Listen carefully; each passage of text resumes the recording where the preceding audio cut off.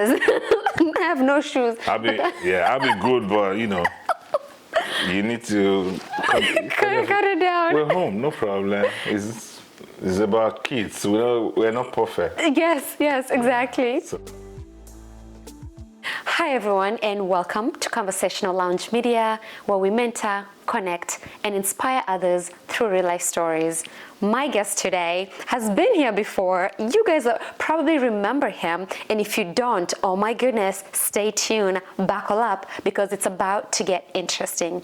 So my guest actually has a true passion, if you can remember from our previous interview, that he has a huge project, is the founder and CEO of an orphanage back in Africa, and today we're just going to dive in and talk a little bit more so we know truly what inspired him and how are the kids doing. So without further ado, please help me welcome Eric. Thank you very much. Appreciate that. Yes, and welcome to the show. It's a pleasure to be back to the show. Thank you. Yes. So for those who didn't watch your previous episode, who's Eric, and what kind of project are you working on right now? So Eric is a servant leader. I call myself the servant before the leadership. Cornerstone of Hope Ophanage is one of my projects. So It's my way of giving back and paying it forward for what I consider to be the blessing that I've received, and helping the less privileged to become successful. So the name of the organization is Cornerstone of Hope Orphanage. That is the name of the non-profit that I founded, and I serve orphans. I don't call them orphans, I call them the chosen ones. They're chosen because they're special. They're chosen because they did not become orphan by their choice. They're also chosen because when they come to us, they will be blessed. Wow. Oh my goodness, the Cornerstone of Hope Orphanage. So, and I love the fact that you say you don't call them orphans, you're calling them the chosen ones. So now I really want to dig deeper. Like, what inspired you to start an orphanage, start the Cornerstone of Hope? So I grew up in Africa, I grew up in Nigeria. I grew up poor. My parents were teachers. I never had everything that I needed growing up, but they gave us the basic necessities of life. Growing up young, as a young guy, I should say, I never had jeans or tennis shoes, and I thought life was difficult. But I do have a roof over my head. I have education. I have food. Sometimes not the best of it best, but food. And I thought life was difficult. I kind of sometimes think about what is it like to be an orphan, where you have no roof over your head, you're somewhere being taken advantage of, and it became very done to me that, okay, they need help. The other side to the story of why the orphanage became a project is when my wife and we got married. We didn't have kids at the beginning of our relationship, of our marriage. We prayed after a few years and said, hey, God, if you give us one child, we'll adopt one. Wow. And at this time, we were living in the Ukraine. We're not even in Nigeria now. So, in Africa, when you get married, parents want kids right away. They keep asking, what's going on? Very soon. After a few years, it came through. We had the first one, and that was just before we had the first child was when I won the green card lottery to come to the United States. I'm like, okay. Now, I've always wanted to come to America. It's like heaven for me. And it never came through because I'm from a poor home. How do you get a visa when you don't even have a passport? You don't know the way to the airport, right? Secondly, we're looking for a child. Now my wife is pregnant. So everything was just kind of falling in place. I was like, I got to watch out for this. We had our first child in Spain now. We're no longer in Ukraine. We moved to Spain. A new country. And I'm like, okay, God, what is it next? we completed the application forms and everything. Not the application, the what do you call the process. Sent everything back to the States. Then my wife is pregnant for the second child. Whoa, the blessings are I was opening like, up. okay. All right. Then when we played the lottery, it was just two of us. When I won, it was this child coming in and he's here, Enrique. And now, when we're ready to go to the embassy, it's now three. But they gave the three, everyone, we all got visas to come to the United States. When we got to Iowa, my wife is pregnant again. Oh, wow. What? Okay. We prayed for two. Now he's blessing us with three. Oh, what are we going to do? Oh my gosh, we said we're going to adopt two. We're going to adopt three. That'll be six. So we decided to support an orphanage. So I went back to Nigeria on a visit. What I saw wasn't really good. So my dad is late now. He said, my dad is a man of few words. He's a headmaster. He said, Eric, if you're my son, I know you. If you want to do something, you do it very well. If you really want to help orphans, you need to start an orphanage. I'm like, Dad, at that time I was a bank teller. Wow. At Wells Fargo. I know how to count people's money. My construction background, being a Queen Surveyor from Nigeria, I know how to do that. But orphanage, non-profit, I have no idea. And my dad looked at me and said, I've told you. Wow. And he doesn't speak too much. I'm like, okay. So I came back to the States. I told my wife what I saw at the orphanage there and about my dad's comments. And he said, I guess we should do it. So the name Cornerstone of Hope comes from the Bible. And it just ties in. Today is Easter. Today is Easter, yeah. He's risen indeed. Yes. So I was looking for a name for the non-profit. And I was listening to something about the stone the builder rejected later became the cornerstone. Jesus Christ was rejected.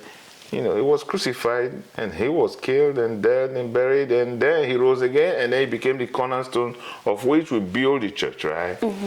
That's the way I interpreted it. I'm not a pastor, right? Okay. But wow. I said, we're going to go to the street, take the orphans out of the street, the rejected stone, make them become doctors, engineers, Trudy, the great, I don't know, I don't call it journalist, I just call it inspirational person. Oh, thank you. And then it could be engineer, could be lawyer, could be anything, cornerstone. So that they too can go back and help other rejected stones to become cornerstone while we continue to help more. If we do that, the world will be a better place. There will not be the rich and the poor, the haves and the have-nots. The gap will be a level of playing field. Everybody will live with love, peace, and happiness. That is where we pick the name from. Matthew 21:42. Wow. Stone the builder rejected, later became cornerstone. So we're doing that. We're loving these kids because it's God's last. He said, go. He only asked us for one thing. We pray to God for everything. Give me money. Please provide me. Bless me with home. Bless me with a car. But he only asked us for one thing. He said, go and love your neighbor as yourself. Wow. That's all he said. So that's what we're doing at Cornerstone of Hope Orphanage. The greatest commandment. Yes. You bring up two really important points. So the first one is, it's a mission, right? Yeah. So you turned something that you lacked growing up, and you really switched that into a passion of yours and a mission. That way you don't want the one thing that you didn't have growing up, another kid to not have that. Correct. That is very important to me because when you look around today, we're all stepping on the shoulders of giants. Someone had to go through something to make a change. That way, that's why we have it easy now. Or whatever our struggle is, we try to make it better for someone else in the future. Correct. And that's what you're doing. And then the second thing is, you also turned a need into a promise. Like, God, if you give me one child, I will adopt another one. And God was like, you know what, Eric, I got you. Gave you 3 kids. And then now you translated that and opened an entire center to help other kids. Correct. That is powerful, Eric. Wow. Thank you. Thank you.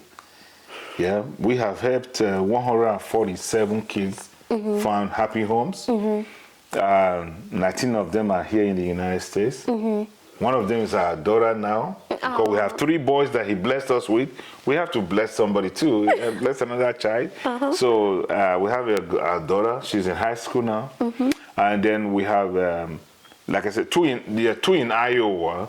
One is our daughter, but 19 in the United States. And then out of the 147. We have some kids in Europe. We have one that just graduated from college in England, from Conversational Hope Ophanage. And yeah, I told you they are not orphans; they are the chosen ones. They truly are the chosen ones. Yep. You're really providing a life for them. And the other thing too. So how are they doing? They're doing wonderfully well. They're doing great. The kids at the orphanage pride themselves not to be orphans, but pride themselves to be fortunate.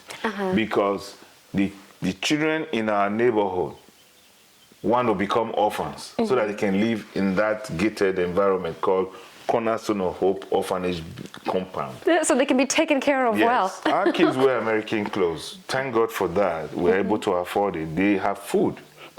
I give food to the community. We give water for free because we have water well where we get it from. It's called a borehole or water well. So people come to get water for free. We don't charge for it.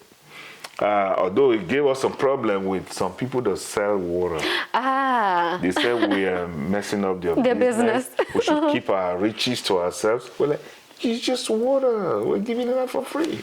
So, our children are doing great. They are happy.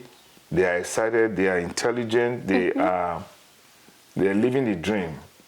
Wow. Yes. So how do you, like, how are you funding them and supporting them? Because I know raising a child, this is probably very, very old, because I remember reading an article a while back saying it takes about $20,000 to raise a child, from birth to before they start college. But that was a long time ago. So in today's economy, I don't even know how that is. And how are you doing that? So we are able to provide this wonderful lifestyle for the kids through volunteers, donations, and I call them philanthropy, through philanthropy. So in the past, it was my credit card. My wife and I, we use what we have. We share. So we do events every year. We are registered in the United States. Here in Iowa, we're registered with the Secretary of State as well. We have what is called a 501c3, which is a status for nonprofit by IRS, giving you a tax-exempt status. So if people donate money to us, they can write it off their taxes. So we do annual gala where we bring people together and just tell our story. We're ordinary people doing extraordinary things. We're just helping. So that event is called the Night Under the African Stars. Oh, wow. Okay. Because the stars, you want to reach up to the stars. Those are the kids we serve. We want them to become the stars. Wow. And the Night Under the African Stars is we're bringing you into a canopy where we just shield you just for an hour and a half. We bring Africa to you, we bring our children to you, and we tell our story. And help you to understand why we do what we do, and then you pick how you can connect and serve. Because we're all serving. So it's coming up very soon. Oh, perfect timing. Yeah. It's May 12th. Okay. It's a Friday night. The Night Under the African Stars is going to be held in the Catholic Church in Norwalk, Iowa. And we are hoping that we will have, you're welcome to come, please. You're invited. Yep, yes, absolutely. We'll have I'd love guests. to. Yeah, we'll have guests. We have people donate auction items. If it's a vest like this, say, hey, I give it to you for free. You can write off your taxes and say you can auction it for $10, $15. People will put $20, 15, 30 because it's going for it towards a good cause. So that night we will cook African food. Oh, yeah. You don't say anymore. People That's can you taste should have it. started with that, but Yes, yeah, that's all right. And then we just we bring Cornerstone to Des Moines and talk to our donors, our friends, our volunteers, and that's one of the events. That is the major one that is coming up here very soon. Yes. So is May 12th from 6:30. Excuse me, from 6:30 to 9. We are going to be telling our stories. There's going to be performance. Oh, wow. By the African choir. Okay. So the Genesis Youth Foundation, these kids they will sing The Roof is Gonna Blow Off. And then we also have Living Water Church here in Des Moines, where the kids are predominantly from Congo, and they speak Swahili. They're gonna come and give us some wonderful gospel music that had to do with kids. So we're going to do that to entertain our friends and our visitors and our donors, and we'll do the auctions, we'll eat food, we fellowship. Whatever we raise goes towards the kids. That's one of the ways we raise money. The other way we raise money, we do what is called golf outing. Every year we do golf outing. Our board president, his name is Alu Kita. He loves golf, and I don't know how to golf, but I know how to drive that little car. There you go. Yes.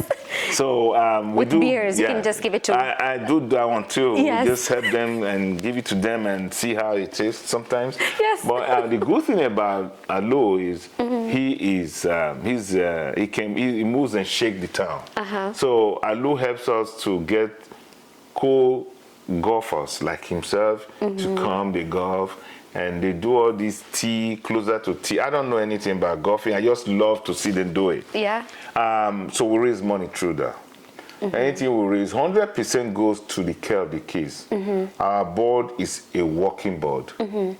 So we all put our hands in there, we volunteer, we don't get paid. And the good thing about that is people see the progress. Like, we couldn't have been able to send a child from Cornerstone Ophanage in Nigeria to go to school in England, in Leicester, and graduate from college. It's a lot of money. It is. But we did it while we were still caring for these kids, providing adequate love and care.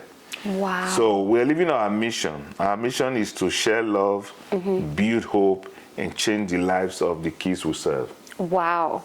Wow, wow, wow. I'm going to go back to this event that's happening on the 12th. Yes. So you mentioned that, people can come. Are they, is there tickets? Can they buy tickets anywhere? Yeah. And then also about the items that they're bringing to auction off. Do they need to drop it somewhere ahead of time, or they can just come on that day with the items? Thank you for asking. I almost forgot that. So the ticket is $100 per seat. Because you're going to eat, there's drinks, we're going to provide drinks, wine, and then there will be an open bar for people who want to go the other what they call choice. And then the auction items, they have different grades. So there are some big items, those ones, the cost will go higher, and there are some little items. So it could be ticket for 4 to Iowa Cubs game, for example. Or it could be dinner for 8 in one of the restaurants in town. It could be a painting that was donated by a prominent and well-known artist in town.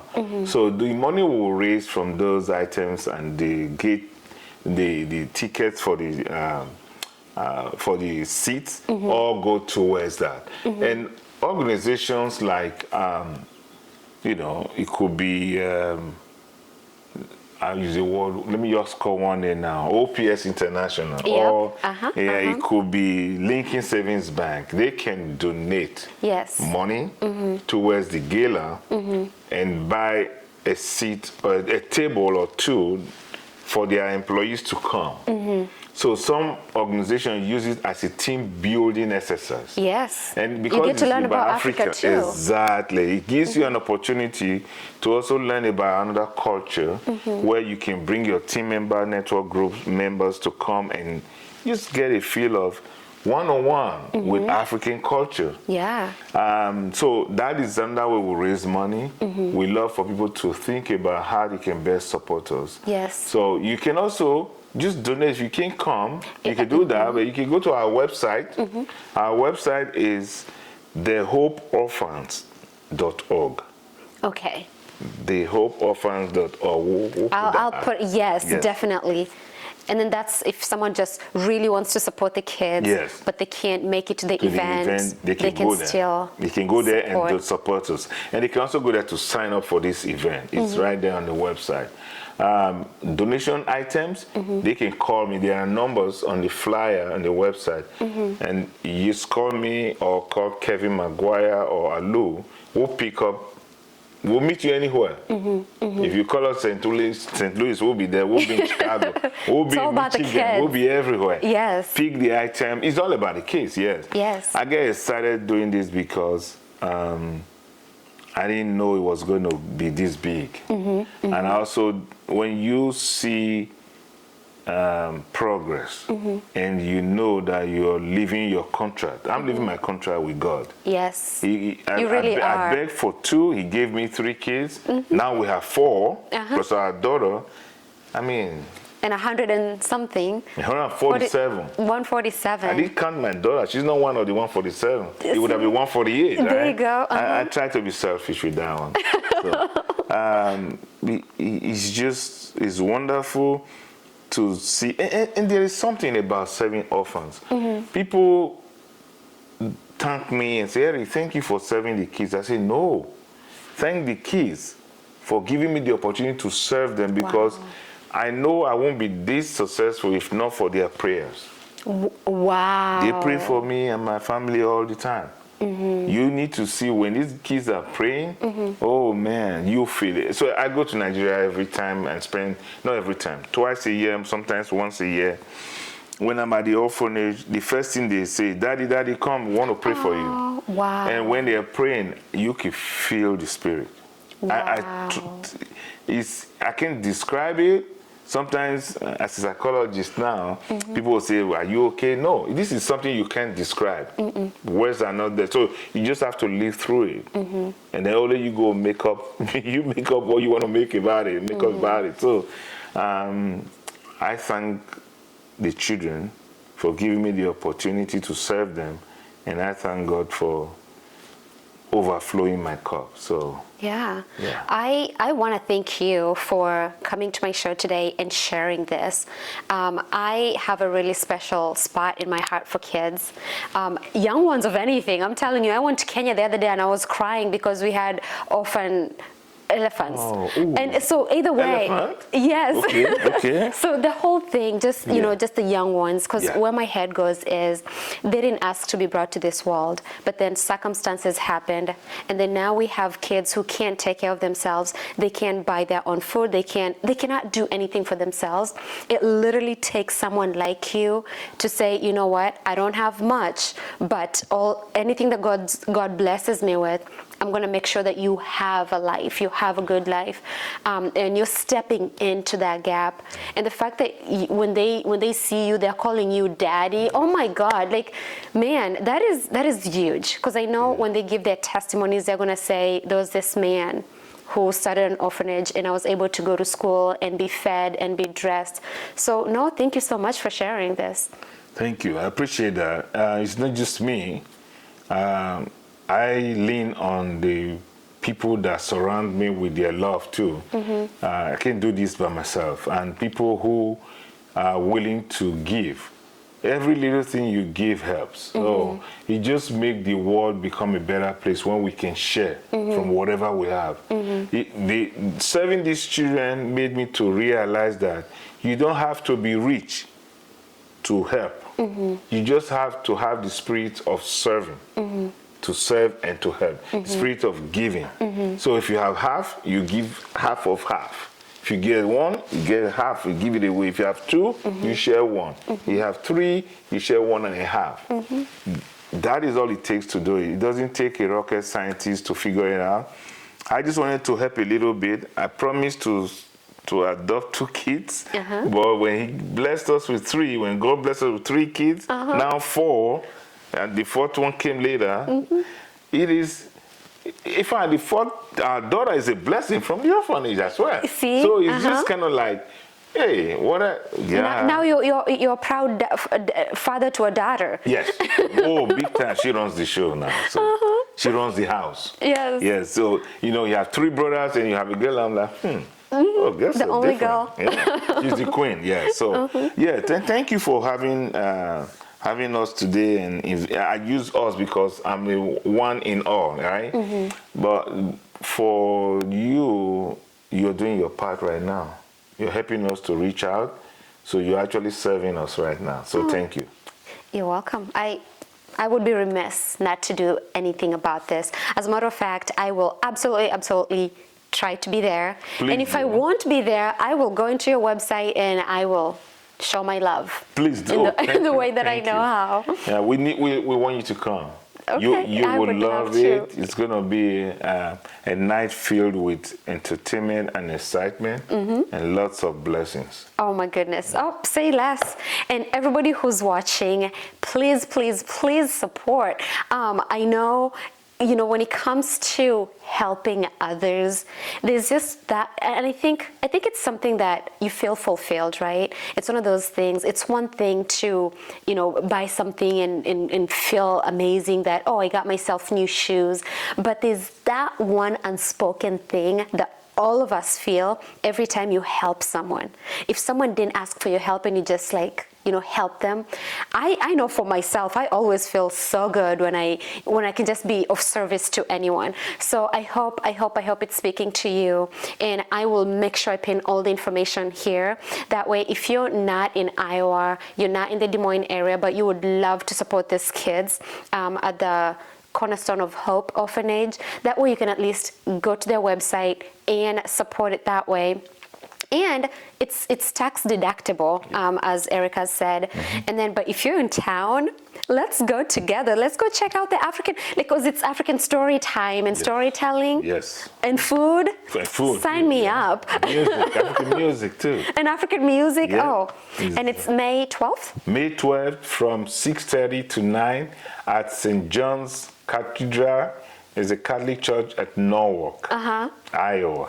Oh my goodness. Yeah. Oh, yes, please. And yeah, I want all the pictures. I want to be there for the whole event. So yes, definitely. Thank you. Yeah. So before we wrap up, is there anything that you'd like to let your audience know? Either about the orphanage or just, it could be like an encouragement. Well, I just want to say that we are all orphans.